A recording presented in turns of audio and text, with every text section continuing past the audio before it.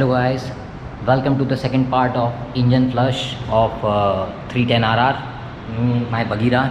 और हम इसका इंजन फ्लश कर चुके हैं। अभी बाकी जो वीडियोज़ हैं अभी आप कंटेंट में आगे देखोगे और कैसे कैसे हमने प्रोसेस में इसकी जो काउल्स हैं फिर ही वो रिमूव करके और उसके बाद में कैसे हमने जो इसका ऑयल चैम्बर नट होता है उसको ओपन करके वहाँ से पहले पुराना वाला ऑयल जो था वो फ्लश किया और जो पहले हमने दूसरा फ़िल्टर लगाया था उस फ़िल्टर को रिमूव किया। और वो फ़िल्टर भी अभी मेरे पास रखा है, मैं आपको उसमें शेयर करेंगे अभी वीडियोज़ में आगे आपके आने वाले इसमें मिल जाएगा सेक्शन में। और अभी हम क्या है ना अपनी बगीरा को राइड पे लेके गए थे फ्लश करने के बाद और ज़बरदस्त मज़ा आ रहा है। पहले तो चलाते के साथ ही इंजन जो था ना स्लज इकट्ठा हो रहा था जो हमारा कहते हैं ना इंजन ऑयल में, बट अभी हमने जो करा है ना जो फ़िल्टर्स वगैरह सब कुछ हमने चेंज करे और जो बार बार अभी जो जिस तरीके से हमने फ्लशिंग करी है इसकी इंजन की वो बड़ा ज़बरदस्त है। तो ये वाला ऑयल भी अभी जो डाला हुआ है ये बाहर निकाल देंगे हम इसमें से और मोस्ट प्रोबेबली 3 या 4 दिन और चला के मैं बाहर निकाल दूंगा। लेकिन अभी तक मैं इस ऑयल के साथ में लगभग 500 किलोमीटर ड्राइव कर चुका हूँ फ्लश करने के बाद। आज की डेट में, आज और कल की डेट में 2 दिन हो गए। हाँ 2 दिन हो गए हैं और ऑसम रिज़ल्ट, पिकअप ज़बरदस्त आ रहा है। हमने तो दोनों मिक्स कर रखे हैं, ब्लेंड कर रखे हैं इसमें क्या कहते हैं कैस्ट्रॉल पावर 1 और मोटूल का 300V, दोनों 15W50 के फुल्ली सिंथेटिक ऑयल हैं और ज़बरदस्त परफॉर्मेंस आ रही है। अभी देखो मैं आपको दिखाता हूँ इसके अंदर। अभी हम जब इसका ऑयल चैम्बर का नट खोलेंगे क्योंकि अभी तो बाइक गरम है, अभी चल के आई है तो सारा का सारा स्लज जो होगा वो इसके अंदर इकट्ठा हो रखा होगा। अभी आपको दिखाते हैं हम, ठीक है ना। चलिए इसको तो करो बंद।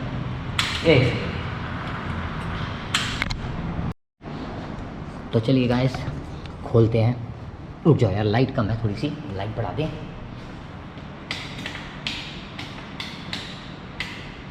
अब आएगा बढ़िया। देखो लाइट थी थोड़ी सी कम, अब हमने लगाया। अब हम खोलते हैं ज़रा।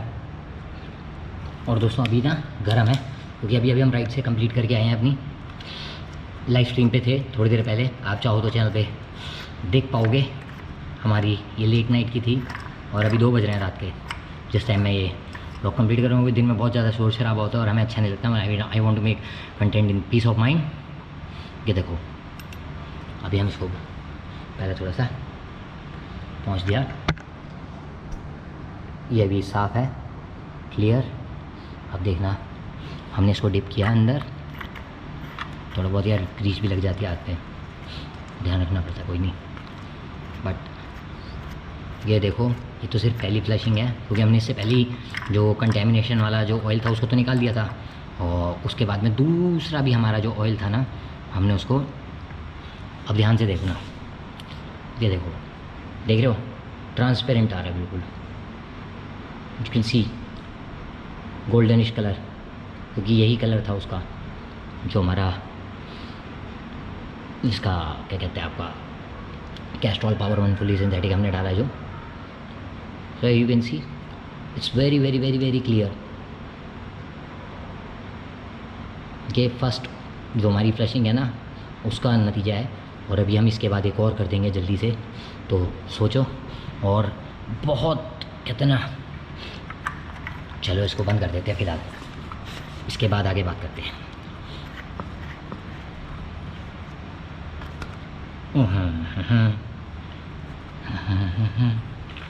इसको हमने लॉक कर दिया।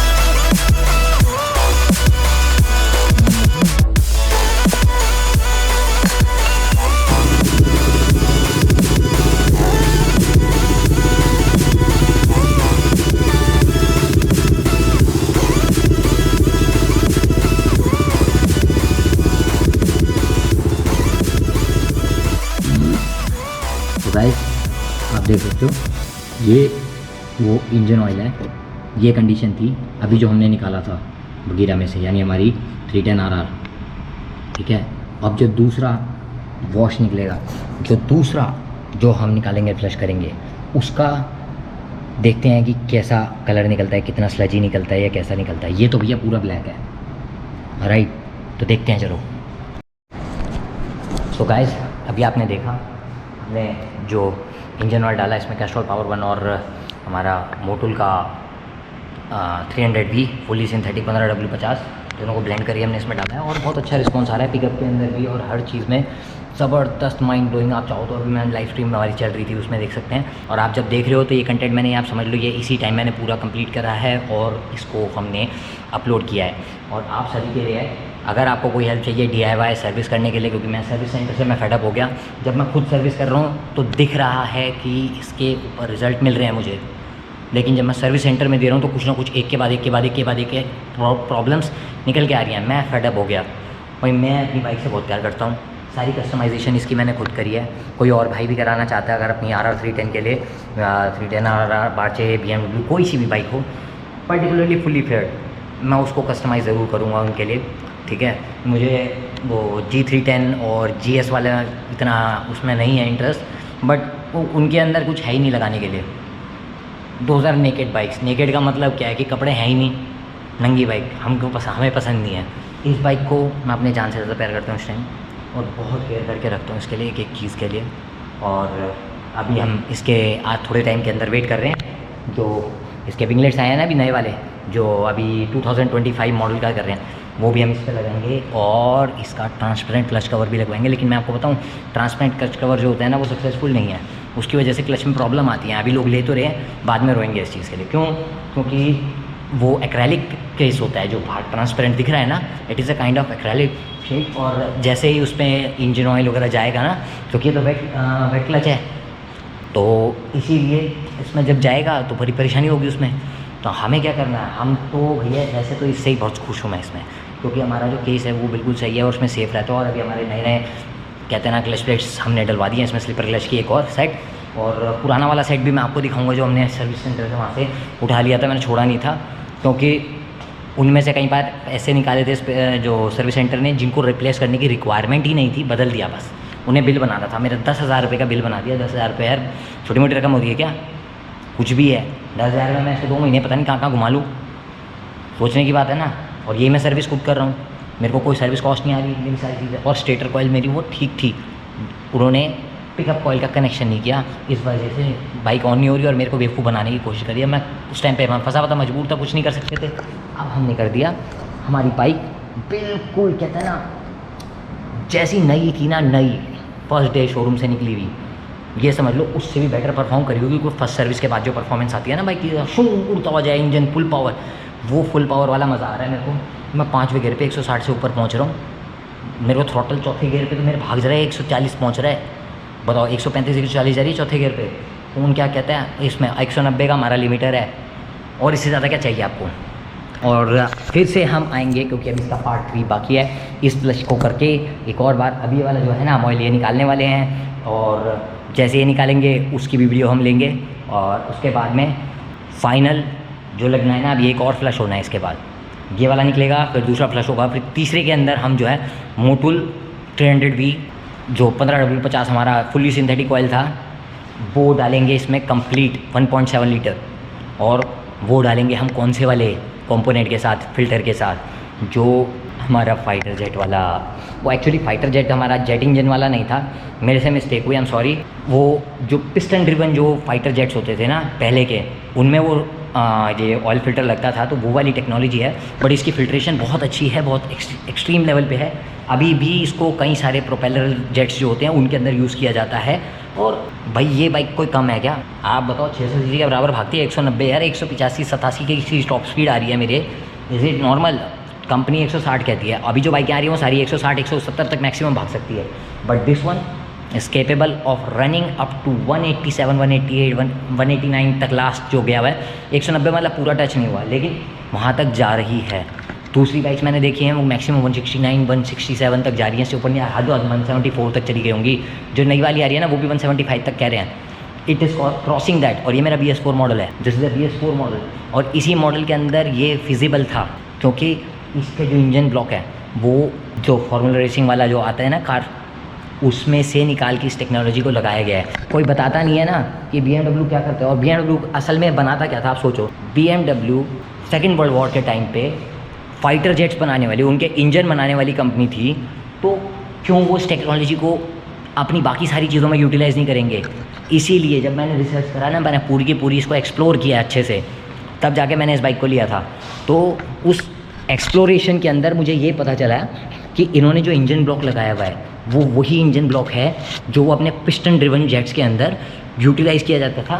सोचो क्या टेक्नोलॉजी बनाई है उन्होंने, क्या ज़बरदस्त। और ऐसी टेक्नोलॉजी को यहाँ पर यार ख़राब करते हैं लोग, कितना बुरा लगता है मुझे। आई फील रियली बैड, क्योंकि इतनी प्यारी मशीन है ना, कसम से मेरे को कोई कहना पूरे दिन ही चलानी, मैं पूरे दिन चला सकता हूँ। इतना प्यारा मुझे, इतना मज़ा आता है, इतना एंजॉय करता हूँ मैं। लोग मुझसे पूछते हैं, कोई बात नहीं, मैं इसके साथ में कहता है ना कुछ ना कुछ चेंजेस करता रहता हूँ। अभी हमने DRLs लगा रखे हैं, लेकिन हमने ये वाले इंडिकेटर कनेक्ट ही नहीं करे हुए।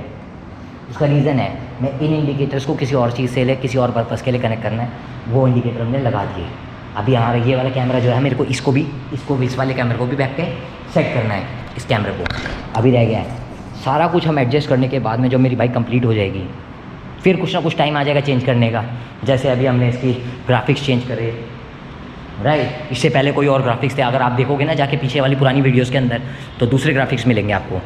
तो इसी के साथ हम इस ब्लॉग से अलविदा लेते हैं आपसे, और फिर से आएंगे हम इसके थर्ड पार्ट में इंजन फ्लश के।